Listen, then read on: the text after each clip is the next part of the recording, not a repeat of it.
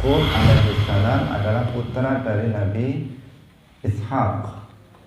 Yang Nabi Ishak adalah putra dari Nabi Ibrahim alaihissalam. Jadi ini beruntun nabi-nabi sampai 4 nabi sampai Nabi Yusuf alaihissalam. Yusuf putra dari Nabi Yakub, Yakub putra dari Nabi Ishak, Ishak putra dari Nabi Ibrahim alaihissalam. Jadi Nabi Yakub alaihissalam adalah putra dari Nabi Ishak alaihissalam.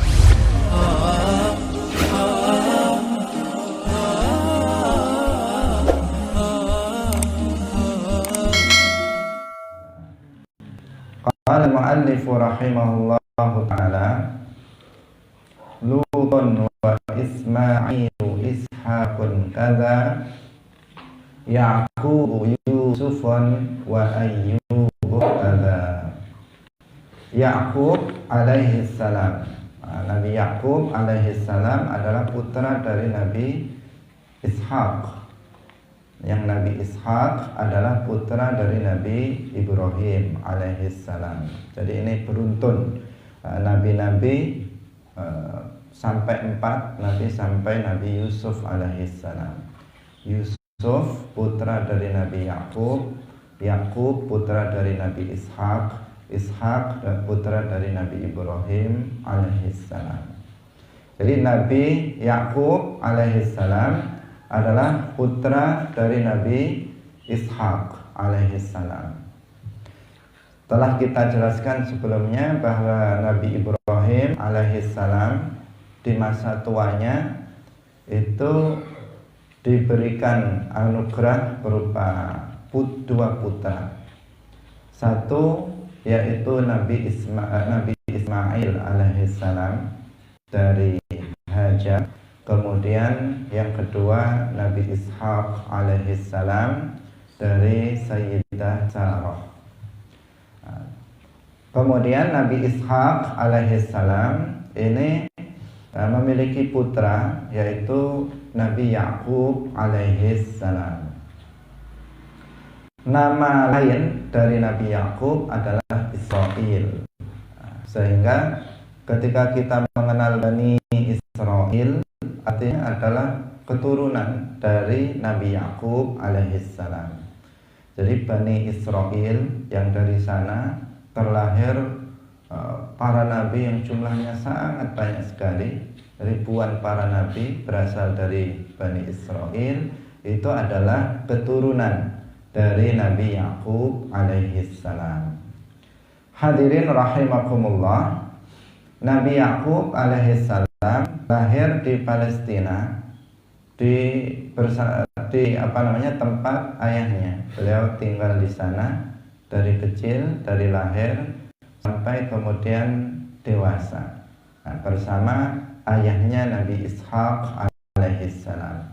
Tapi kemudian ibunya itu memerintahkan beliau agar pindah pergi ke tempat pamannya yang bernama Laban yang berada di Haran, di daerah Syam, di daerah Suriah kalau sekarang. Diperintahkan untuk bermukim di sana. Menurut sebagian pendapat itu dikarenakan ibunya khawatir karena ada salah satu dari saudaranya itu yang tidak baik, yang memiliki sifat hasad terhadap Nabi Yakub alaihissalam. Sehingga untuk menghindarkan itulah ibunya memerintahkan kepada Nabi Yakub untuk pindah ke tempat pamannya yang bernama Laban dan bermukim di sana. Di sana ternyata Laban ini memiliki dua putri. Qila namanya itu adalah Lia dan Rohil. Lia dan Rohil. Ini adalah dua perempuan bersaudara. Putrinya siapa tadi? Laban. Kemudian oleh Nabi Yakub alaihissalam dua putri tersebut dinikahi dua-duanya.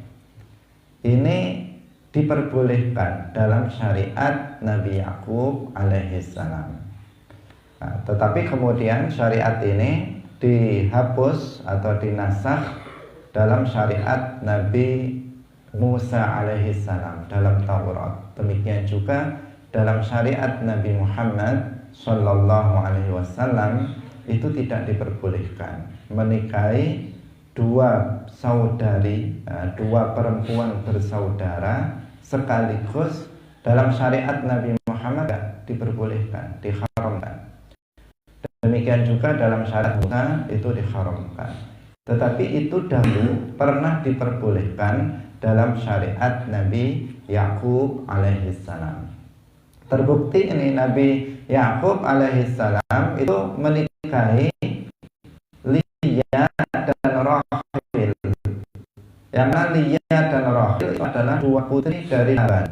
Dua putri dari Laban secara bersamaan keduanya langsung dinikahi oleh Nabi Yakub alaihissalam. Ini adalah salah satu contoh dari penjelasan kita di awal tentang perbedaan Nabi dan Rasul, bahwa para Nabi itu sama dalam agamanya, dalam akidahnya. Mereka itu beragama Islam. Semuanya mengajarkan la ilaha illallah, beribadah hanya kepada Allah dan tidak mensekutukannya dengan sesuatu apapun. Itu semuanya sama. Tetapi yang membedakan apa? Yang membedakan adalah syariatnya. Aturan yang diberlakukan bagi umatnya masing-masing itu berbeda-beda antara satu dengan yang lain. Nah, termasuk salah satu contohnya adalah tentang syariat pernikahan ini. Dalam syariat Nabi Yakub alaihissalam, seorang laki-laki boleh menikahi dua perempuan kakak beradik sekaligus secara bersamaan. Dan itu dipraktekkan oleh Nabi Yakub alaihissalam menikahi dua putri Laban yang bernama Liyah dan Rachel. Hadirin hadirat rahimakumullah. Nah, kalau dalam syariat Nabi Muhammad itu boleh jika kakaknya misalnya sudah meninggal. Kalau kakaknya sudah meninggal, maka adiknya bisa dinikahi oleh kakak iparnya tadi. Itu diperbolehkan, tetapi tidak boleh langsung dua sekaligus. Sedangkan dalam syariat Nabi Yakub maka hal itu diperbolehkan. Masing-masing ini juga menurut sebagian kisah, tentu ini tidak kisah ini tidak bersumber dari Al-Quran, tetapi dia tidak bertentangan dengan Al-Quran dan hadis. Menurut sebagian ahli sejarah itu mengemukakan bahwa kedua istri dari Nabi Yakub alaihissalam, yaitu Liyah dan Rachel, itu kemudian menghadiahkan, masing-masing menghadiahkan seorang budak perempuan atau jariyah, yaitu Zulfa dan Balha. Sehingga Nabi Yakub ada 4, yang 2 itu istri, yang 2 itu adalah amat atau jariyah.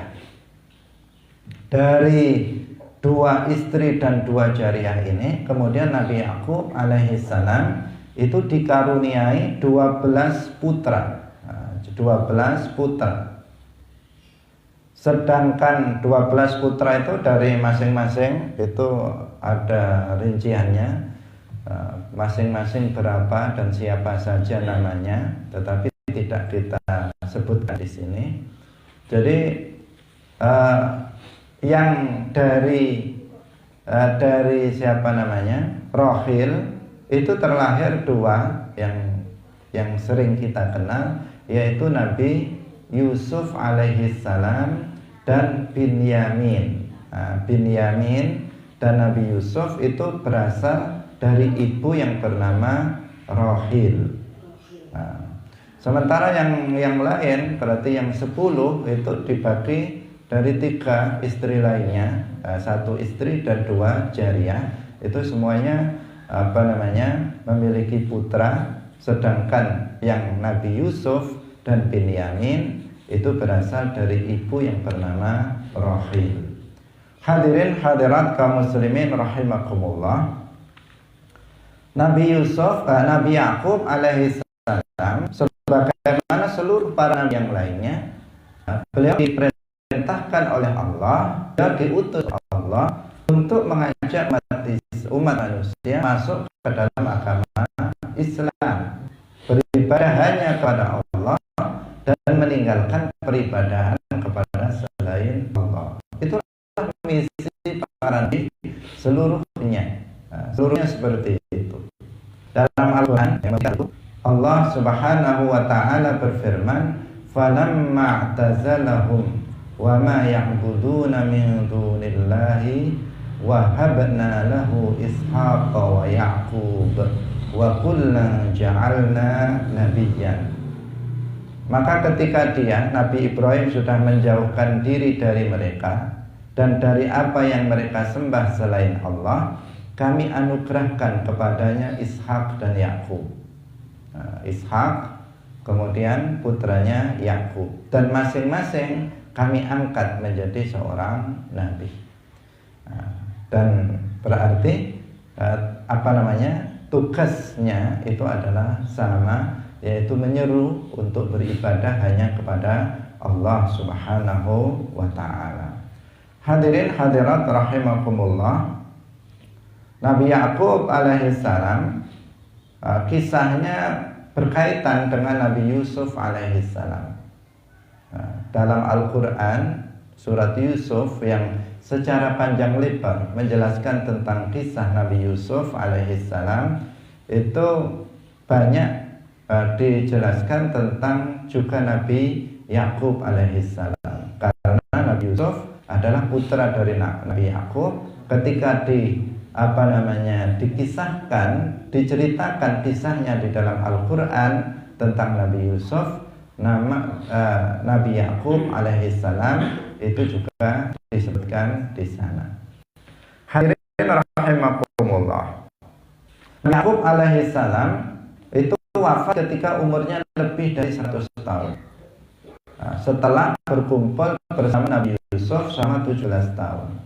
Karena nanti akan kita ceritakan bahwa Nabi Yakub alaihissalam banyak mengalami ujian dari anak-anaknya. Artinya karena anak-anaknya yang tidak patuh dan anak-anaknya yang memiliki sifat hasad terhadap saudara yang lainnya, ini Nabi Yakub alaihissalam betul-betul diuji sehingga sampai-sampai beliau berpisah dari Nabi Yusuf alaihissalam dan menjadikan itu sebab Nabi Yakub alaihissalam menjadi buta matanya.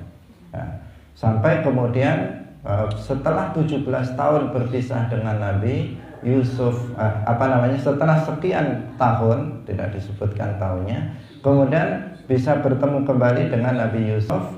Setelah 17 tahun bersama Nabi Yusuf, beliau kemudian wafat.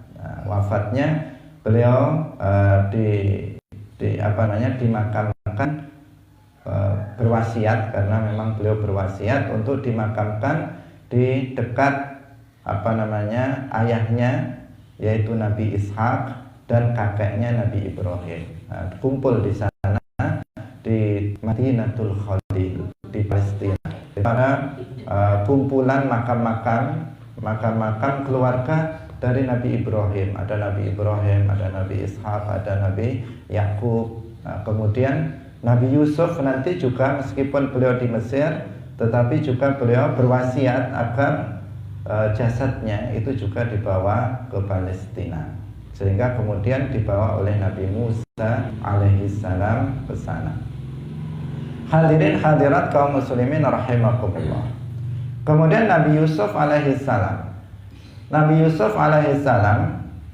ini nasabnya tadi sudah kita sebutkan. Beliau itu adalah Yusuf bin Yakub bin Ishak bin Ibrahim. 4 berturut-turut Nabi semua. Bapaknya Nabi, kakeknya Nabi, buyutnya Nabi. Sehingga beliau disebut dengan sebutan Innal Karim ibnal Karim ibnil Karim ibnil Karim. Innal Karima, Nabi Yusuf, ibnal Karim, putranya Al Karim yang mulia yaitu Nabi Yakub, ibnil Karim yaitu putranya Nabi Ishak, ibnil Karim yaitu putranya Nabi Ibrahim alaihissalam. Nah, disebutkan dalam hadis Innal Karim ibnal Karim ibnil Karim ibnil Karim. Maksudnya Yusuf bin Yakub ibni Ishaq ibni Ibrahim. Nah, ini luar biasa, luar biasa. Nasabnya sangat bagus. Seluruhnya adalah berurut, adalah para nabi. Ini untuk Nabi Yusuf alaihissalam. Hadirin hadirat rahimakumullah, telah kita jelaskan bahwa kisah Nabi Yusuf alaihissalam itu disebutkan secara lumayan detail dibandingkan dengan para nabi yang lainnya dan menyatu. Jadi kisahnya itu menyatu dalam satu surat. Berbeda dengan para nabi yang lainnya yang ada menyebar di beberapa surat yang sebagian diulang dengan penambahan dan seterusnya. Tetapi kisah Nabi Yusuf alaihissalam itu dikisahkan secara runtut, meskipun tentu tidak sangat runtut, tetapi runtut. Kemudian kemudian berada dalam satu surah dalam Al-Quran, yaitu dalam surat Yusuf, dalam surat Yusuf. Hadirin rahimakumullah. Kalau kita melihat dalam Al-Quran, maka di sana urutan kisah daripada Nabi Yusuf alaihissalam itu berawal dari ketika Nabi Yusuf kecil bermimpi melihat 11 bintang. Yang 11 bintang dan matahari, melihat 11 bintang, matahari dan bulan, ya. Melihat 11 bintang, kemudian matahari dan bulan. Itu semuanya bersujud kepada Nabi Yusuf alaihissalam. Nah, ketika itu Nabi Yakub alaihissalam mengetahui bahwa ini adalah keistimewaan bagi Nabi Yusuf, bahwa Nabi Yusuf alaihissalam nanti akan menjadi seorang nabi. Dalam Al-Quran disebutkan surat Yusuf dari mulai awal, kalau kita buka surat Yusuf disebutkan idh qala Yusufu li abihi ya abati inni ra'aitu ahada asyara kawkaba. Inni ra'aitu ahada asyara kawkaban wasyamsa wal qamara ra'aituhum li sajidin. Wahai ayahku, aku melihat 11 bintang, matahari dan bulan. Aku melihat mereka sujud kepadaku. Qala, sujudnya tentu sujud apa? Sujud hormat, bukan untuk beribadah. Bukan untuk beribadah. Kemudian ayahnya mengetahui tentang keistimewaan mimpi Nabi Yusuf alaihissalam itu. Mengetahui makna dari mimpi Nabi Yusuf alaihissalam putranya tersebut. Maka kemudian ayahnya melarang untuk menceritakan mimpi itu kepada saudara-saudaranya. Disebutkan dalam Al-Quran, qala ya bunayya la taqsus ru'yaka ala ikhwatika fayakidu laka kaida inna syaitana lil insani aduwwum mubin. Wahai anakku, jangan ceritakan mimpi kamu itu kepada saudara-saudara kamu, karena mereka akan melakukan tipu daya terhadap kamu jika mereka mengetahui tentang kemuliaan, keistimewaan yang Allah berikan kepadamu. Mereka akan melakukan sesuatu yang buruk terhadap kamu. Maka ayahnya melarang untuk menceritakan hal tersebut. Karena apa? Karena di sini Nabi Yakub alaihissalam memahami bahwa putranya ini nanti akan mendapatkan derajat yang tinggi. Mendapatkan derajat yang tinggi baik di dunia dan di akhirat. Di dunia nanti dia akan mendapatkan pangkat, mendapatkan derajat yang tinggi, karena kemudian ternyata beliau menjadi salah satu punggawa, salah satu pembesar pejabat di di Mesir. Kemudian di akhirat apalagi beliau akan menjadi seorang nabi. Karena itulah maka beliau khawatir nanti saudara-saudaranya ini akan muncul hasad dalam hatinya, kemudian mencelakai Nabi Yusuf alaihissalam. Karena itu Nabi Yakub meminta Nabi Yusuf agar menyembunyikan itu, tidak menceritakan mimpinya kepada saudara-saudaranya, karena kalau tahu nanti mereka akan hasad. Hadirin hadirat rahimakumullah. Tetapi sikap dari Nabi Yakub alaihissalam itu yang terlihat kasih sayangnya dan cintanya terhadap Nabi Yusuf alaihissalam itu lebih dari saudara-saudara yang lainnya. Karena memang ini calon nabi, ini memang memiliki kelebihan. Maka beliau terlihat sangat mencintai dan menyayangi Nabi Yusuf alaihissalam, sehingga kemudian ini memunculkan hasad di hati saudara-saudaranya. Selain Binyamin, karena Binyamin ketika itu masih sangat kecil, dia saudara satu ibu dengan Nabi Yusuf alaihissalam, dan ketika itu masih kecil. Sehingga disebutkan dalam Al-Quran, idh qalu la Yusufu wa akhuhu ahabbu ila abina minna wa nahnu usbatun inna abana lafi dhalalin mubin. Ini ucapan yang sangat buruk dari saudara-saudara Nabi Yusuf alaihissalam. Yusuf dan saudaranya yaitu Binyamin itu lebih dicintai oleh ayah kita, sampai kemudian dia mengatakan, padahal Nabi Yakub itu seorang nabi, dia mengatakan terhadap Nabi Yakub itu lafi dhalalin mubin, bahwa bapak kita Yakub itu adalah orang yang dalam kesesatan yang nyata. Padahal Nabi Yakub adalah seorang Nabiullah, Rasulullah. Bagaimana saudara-saudaranya Nabi Yusuf itu mengatakan tentang Nabi Yakub dengan sebutan lafi dhalalin mubin. Nah, ini adalah pensesatan terhadap seorang nabi. Nah, sesuatu yang tidak boleh. Sampai kemudian apa? Karena sangat hasutnya, kemudian mereka berkumpul untuk kemudian bagaimana menjauhkan Nabi Yusuf dari ayahnya Nabi Yakub alaihissalam. Karena mereka ingin ayahnya tidak lagi menyayangi, mencintai Nabi Yusuf melebihi menyayangi, mencintai mereka.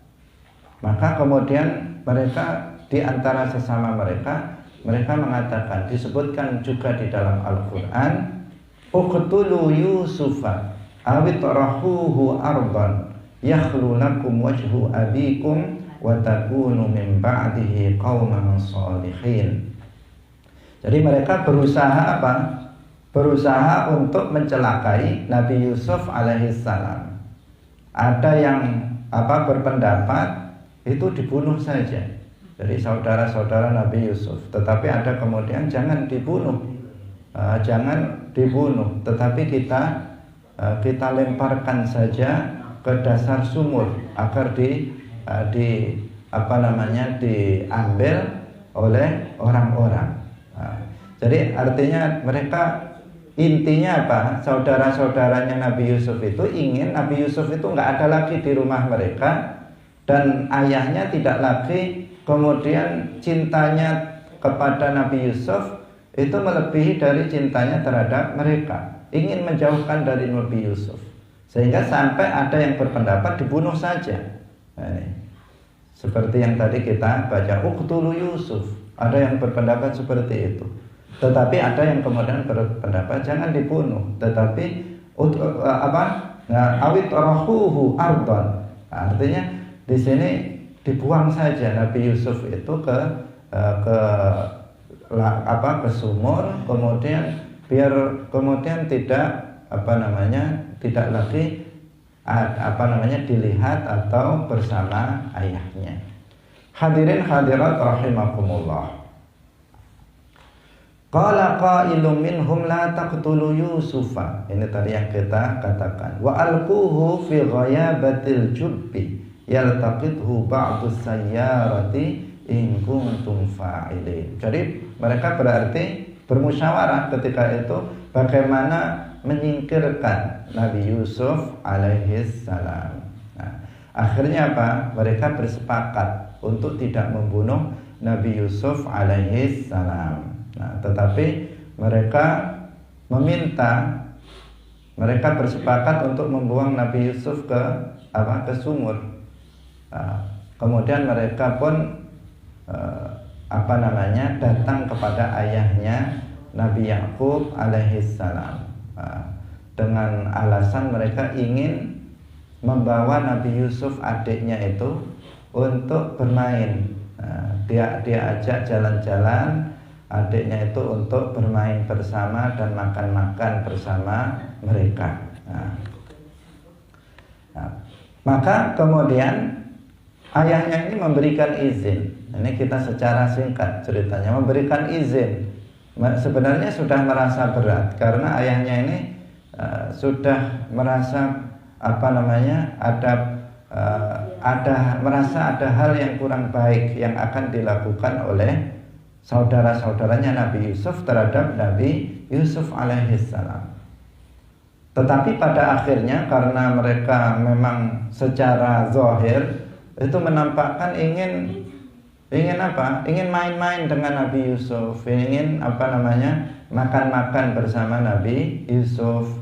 Pada akhirnya mereka bahkan mengatakan untuk meyakinkan kepada ayahnya Nabi Yakub, dalam Al-Quran disebutkan qalu ya abana ma laka la ta'manna ala Yusufa wa inna lahu lanasihun arsilhu ma'ana ghadan yarta' wa yal'ab wa inna lahu lahafizun.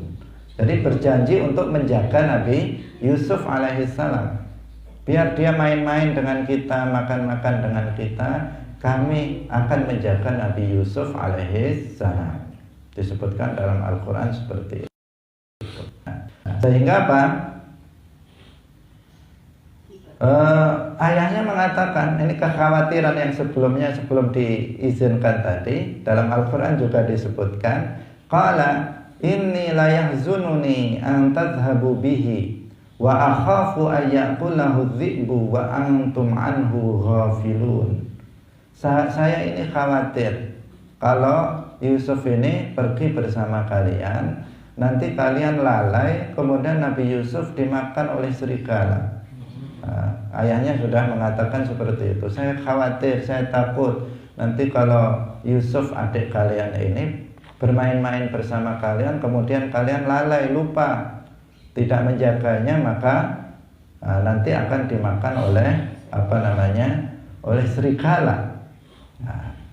Maka mereka menjawab untuk meyakinkan ayahnya. Mereka mengatakan qalu la in akalahu dhi'bu wa nahnu usbatun inna idzal la khasirun. Mereka mengatakan kami ini kan banyak. Kami ini banyak. Artinya untuk meyakinkan ayahnya. Kami ini adalah banyak. Kami berapa orang itu? 10 orang. Karena yang satu Binyamin tidak ikut. Kami ini banyak. Kalau sempat kami ini nggak bisa menjaga Nabi Yusuf, berarti kami ini akan merugi. Kami akan celaka. Kami ini berarti lemah. Kami akan bisa untuk menjaga Nabi Yusuf alaihissalam. Dia ingin meyakinkan seperti itu, bahwa dia mampu untuk menjaga Nabi Yusuf alaihissalam. Hadirin rahimakumullah. Tetapi kemudian diberikan izin. Jadi diberikan izin oleh ayahnya untuk dibawa oleh siapa? Oleh saudara-saudaranya itu. Dan apa yang terjadi? Ternyata rencana mereka itu betul-betul dilaksanakan.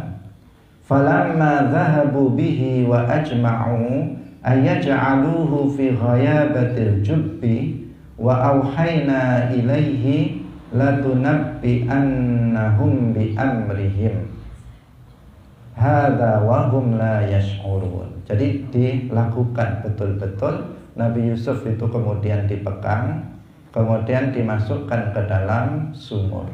Kemudian bajunya sebelumnya dilepas, kemudian disobek-sobek bajunya itu dan diberikan darah dari kambing. Dari kambing disembelih, darahnya dilumurkan kepada baju Nabi Yusuf alaihissalam untuk mengesankan nanti kepada ayahnya bahwa adiknya Nabi Yusuf alaihissalam itu betul-betul dimakan oleh serigala. Bahwa mengesankan itu dan untuk menunjukkan bahwa mereka itu bukan pelakunya.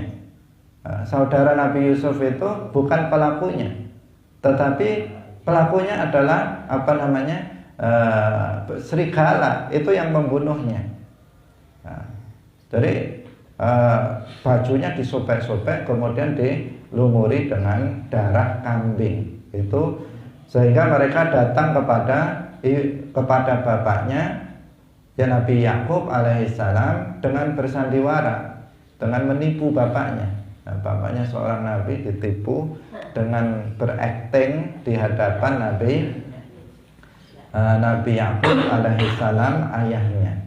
Dengan keadaan nangis-nangis dia, nangis-nangis seakan-akan dia menyesal karena adiknya sudah dimakan oleh serigala. Waja'u, ini disebutkan ceritanya dalam surat Yusuf dalam lanjutan ayat itu. Waja'u abahum ayyabkun. Mereka datang kepada bapak mereka dalam keadaan nangis-nangis. Qalu ya abana inna dhahabna nastabiqu wa tarakna Yusufa inda mata'ina fa'akalahu dhi'bu wa ma anta bimu'minin lana walau kunna shadiqin.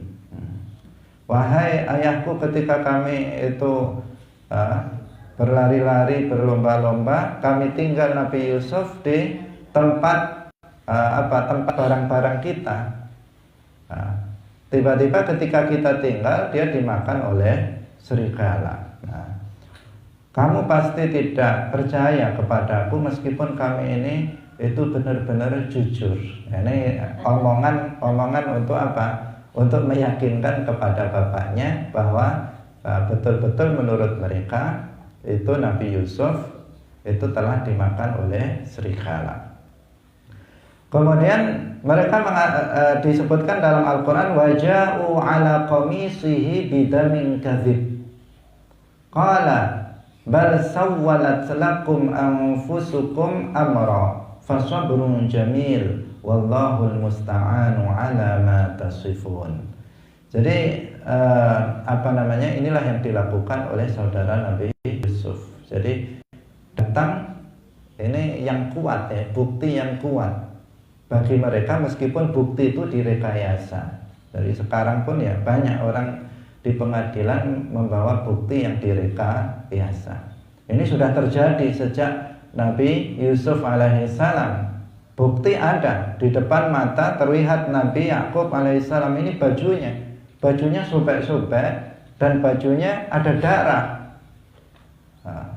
Ini menjadi bukti. Gimana mau nggak percaya Nabi Yakub alaihissalam sementara di hadapannya ada bukti yang dibawa oleh saudara-saudara Nabi Yusuf tersebut yang menunjukkan bahwa Nabi Yusuf alaihissalam itu benar-benar telah dimakan oleh serigala.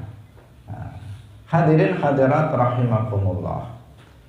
Maka di sini Nabi Yakub alaihissalam sangat bersedih, mendengar dan mengetahui kenyataan yang diceritakan yang itu bukan fakta yang sebenarnya, bahwa Nabi Yusuf alaihissalam itu telah meninggal karena dimakan oleh serigala.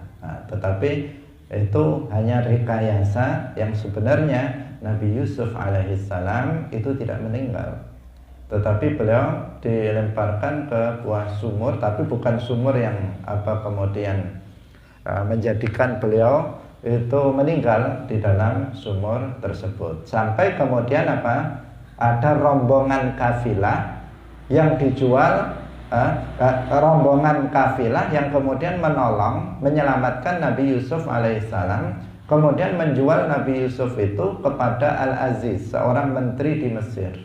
Pada akhirnya seperti itu.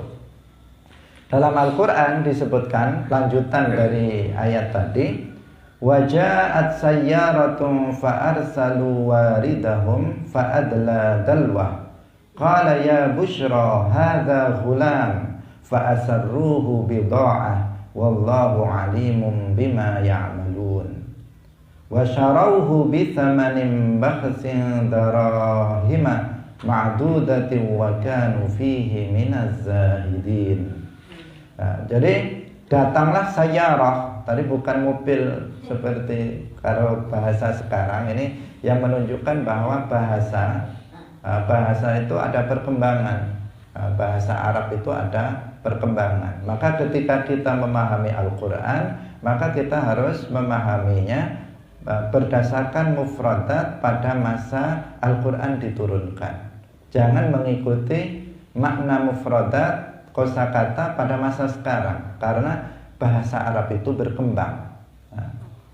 Kalau diartikan dengan kosakata kamus apalagi Arab Indonesia zaman sekarang, sayyaratun artinya mobil, kemudian datang sebuah mobil ke situ, padahal nggak ada mobil ketika itu. Jadinya keliru penafsirannya. Jadi ada rombongan. Yang dimaksud di sini adalah rombongan atau kafilah, yang rombongan para pedagang yang lewat kemudian mampir di sumur itu untuk mengambil air. Ketika mereka fa'adla dalwahu, ketika mereka menurunkan timbanya, kemudian melihat bahwa di situ ada seorang anak yang tampan, sehingga mereka gembira, ini bisa dijual, ini anaknya bisa dijual. Sehingga kemudian dijual kepada seorang menteri yang berada di Mesir dengan harga yang mahal. Dikatakan bahwa dengan harga seberat dengan dinar seberat Nabi Yusuf alaihissalam. Hadirin hadirat rahimakumullah. Ini kalau kita ceritakan secara detail ini akan sangat panjang, Tentu kita singkat-singkat saja. Jadi Nabi Yusuf alaihissalam akhirnya apa? Akhirnya beliau hidup di Mesir. Asalnya beliau tadi bersama Nabi di Haran bersama ayahnya Nabi Yusuf dan saudara-saudaranya. Setelah itu beliau dijual di Mesir, di seorang bangsawan, seorang yang ternama, yaitu Al-Aziz, seorang menteri di Mesir.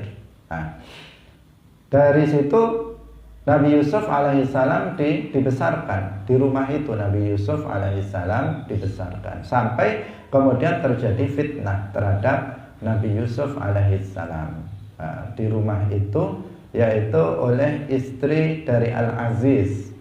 Ketika Nabi Yusuf sudah menjadi seorang pemuda, dan Nabi Yusuf adalah seorang nabi yang terkenal dengan ketampanannya, yang oleh Allah diberi setengah dari ketampanan semua yang ada di bumi ini, sehingga istri dari Al-Aziz, yaitu yang qila namanya Zalikha, yang ada yang menyebutnya Zulaikha, itu kemudian tertarik kepada Nabi Yusuf alaihissalam yang merupakan anak angkatnya sendiri.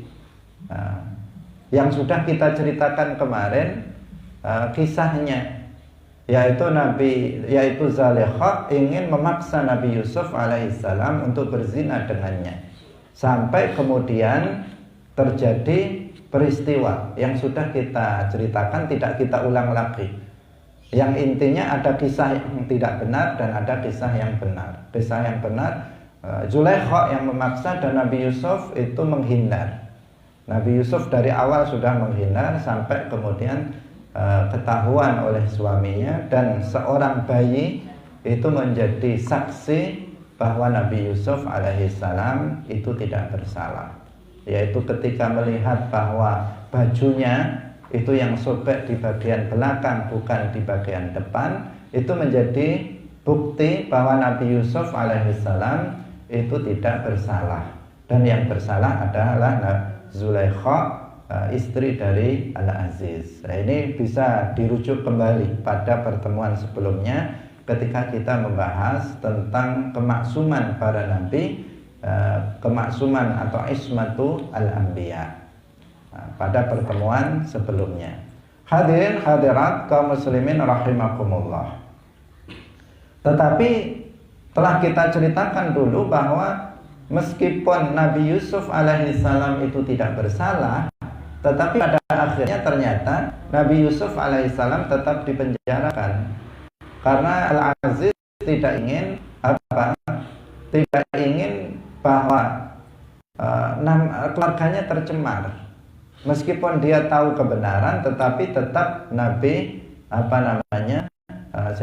Nabi Yusuf alaihissalam itu dipenjarakan oleh